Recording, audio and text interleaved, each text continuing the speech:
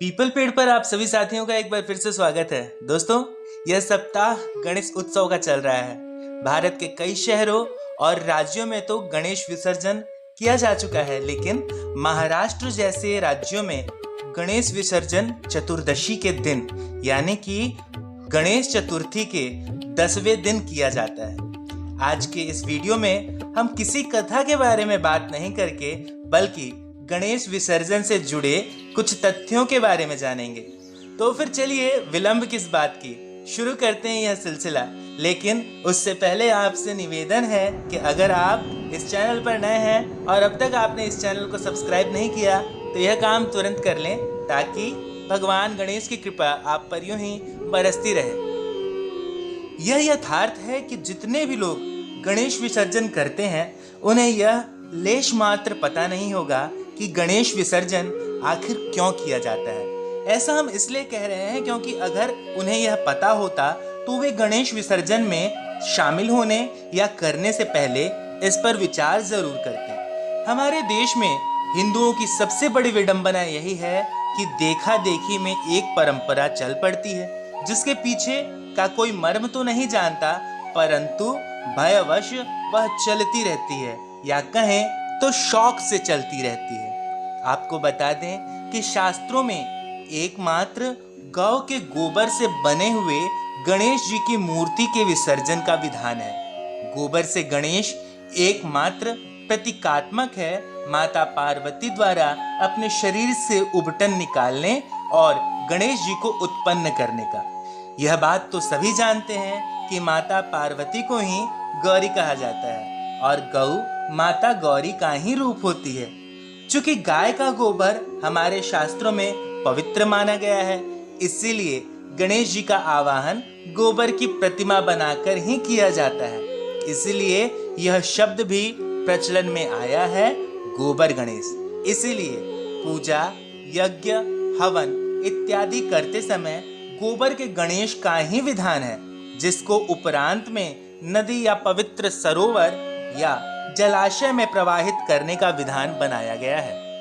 अब समझते हैं कि गणेश जी के विसर्जन का क्या कारण है और इसे क्यों किया जाता है। भगवान वेद व्यास ने जब शास्त्रों की रचना प्रारंभ की तो भगवान ने प्रेरणा कर प्रथम पूज्य बुद्धि निधान श्री गणेश को व्यास जी के पास भेजा ताकि वे उनकी सहायता कर सकें। भगवान ने गणेश चतुर्थी के दिन गणेश जी को भेजा। वेद व्यास जी ने गणेश जी का आदर सत्कार किया और उन्हें एक आसन पर स्थापित किया और विराजमान किया। जैसा कि आज के लोग गणेश चतुर्थी के दिन गणपति की प्रतिमा को अपने घर पर लाकर विराजमान करते हैं। दोस्तों, आपको एक बात यहाँ और बता दें कि माता पार्वती ने जिस दिन गणपति को उत्पन्न किया था वह दिन भी गणेश चतुर्थी की ही थी। व्यास जी ने इसी दिन महाभारत की रचना प्रारंभ की। वेद व्यास जी बोलते जाते थे और गणेश जी उसको लिपिबद्ध करते जाते थे। निरंतर 10 दिनों तक लिखने के पश्चात अनंत चतुर्दशी के दिन इसका उपसंहार हुआ, यानी कि महाभारत की रचना पूरी हुई। गणेश जी के शरीर की ऊष्मा का निष्कलन यानी कि उनके शरीर की ऊष्मा को शांत करने के लिए वेद व्यास जी ने उनके शरीर पर गीली मिट्टी का लेप किया।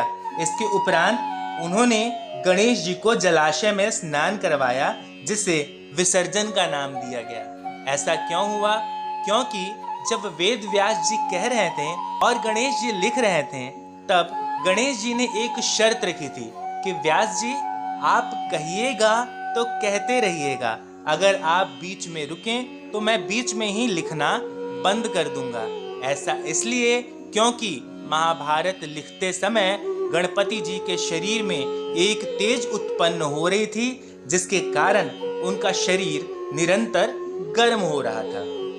खैर, ये तो थी वेदों की बात। अब थोड़ा इतिहास पर नजर डालते हैं। दरअसल सन 1993 में लोकमान्य तिलक ने ब्रिटिश साम्राज्य के दौरान लोगों में एकता को बढ़ावा देने के लिए गणेश चतुर्थी की प्रथा शुरू की। फिर धीरे धीरे यह पूरे देश में मनाया जाने लगा। साथ ही गणेश प्रतिमा का विसर्जन भी किया जाने लगा। अब अगर आपके मन में सवाल आ रहा है कि देश में मनाए जाने वाले बाकी के त्योहारों का क्या, जैसे दुर्गा पूजा, काली पूजा। तो आपको बता दें कि सभी त्योहारों और उनका विसर्जन यहीं से शुरू होता है। बाल गंगाधर तिलक ने अच्छे उद्देश्य के लिए यह आरंभ करवाया था, लेकिन धीरे धीरे आज़ादी के साथ ही इस प्रथा को बंद कर देना चाहिए था। ध्यान रखें, हम उत्सव बंद करने की बात नहीं कर रहे हैं, हम विसर्जन बंद करने की बात कर रहे हैं। अब संशय यह है कि अगर उत्सव होगा तो विसर्जन क्यों नहीं? तो इसका जवाब आपको आगे मिलेगा, बस आप इस वीडियो को देखते और सुनते जाइए। गणेश जी हो या कोई अन्य देवी देवता, उनको घर में लाने तक तो बहुत अच्छा है, परंतु विसर्जन के दिन उनकी प्रतिमा के साथ जो दुर्गति होती है वह असहनीय बन जाती है।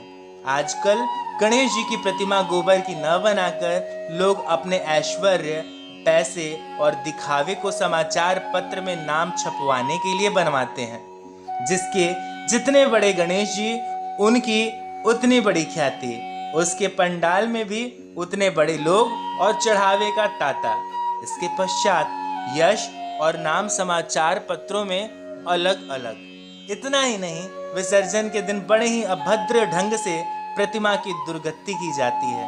वेद व्यास जी का तो एक कारण था विसर्जन करने का, परंतु हम लोग क्यों करते हैं यह समझ से परे है। दोस्तों, आपको बता दें कि गोबर गणेश मात्र अंगुष्ठक यानी कि अंगूठे के बराबर बनाया जाता है और होना भी चाहिए।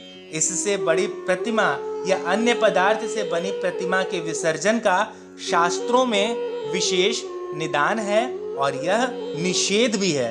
एक बात और कि गणेश जी का विसर्जन बिल्कुल शास्त्रीय नहीं है, यह मात्र अपने स्वात्म सुखाय यानी कि बिना इसके पीछे का मर्म, अर्थ और अभिप्राय समझे लोगों ने बना दिया है। मतलब कि लोग केवल यह कार्य अपने मनोरंजन के लिए करते हैं। एकमात्र हवन, यज्ञ, अग्निहोत्र के समय बनने वाले गोबर गणेश का ही विसर्जन शास्त्रीय विधान के अंतर्गत आता है। प्लास्टर ऑफ पेरिस से बने, चॉकलेट से बने, केमिकल पेंट से बने गणेश प्रतिमा का विसर्जन एकमात्र अपने भविष्य और उन्नति के विसर्जन का मार्ग है।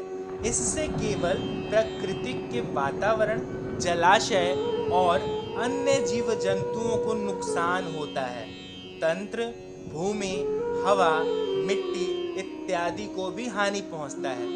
इस गणेश विसर्जन से किसी को एक अंश भी लाभ नहीं होने वाला। इसीलिए गणेश विसर्जन को रोकना ही एकमात्र शास्त्र अनुरूप है। इतना ही नहीं, चाहे कोई भी त्योहार हो, देवी देवता को घर में स्थापित करें और उसी मूर्ति के साथ हर साल त्योहार मनाएं। हाँ, अगर कोई मूर्ति खंडित हो जाती है तो उन्हें विसर्जित करें। एक बात और अपने ध्यान में हमेशा रखें कि पारंपरिक मूर्ति को ही अपने घर में लेकर आएं। यहाँ पारंपरिक मूर्ति से यह तात्पर्य है कि जिसमें गणेश जी के मूल स्वरूप की प्रकृति हो, रिद्धि सिद्धि विद्यमान हो। बाहुबली गणेश, सेल्फी लेते हुए गणेश, स्कूटी चलाते हुए गणेश या चंद्रयान से उतरते हुए गणेश, इनका कहीं भी जिक्र ना हो या यह गणेश जी की प्रतिमा में दर्शाया ना गया हो। हमारे शास्त्रों में किसी भी प्रकार के अभद्र स्वरूप में गणेश जी को बिठाने का कोई औचित्य ही नहीं है। हमें उम्मीद है कि आप हमारे इस उद्देश्य को समझेंगे।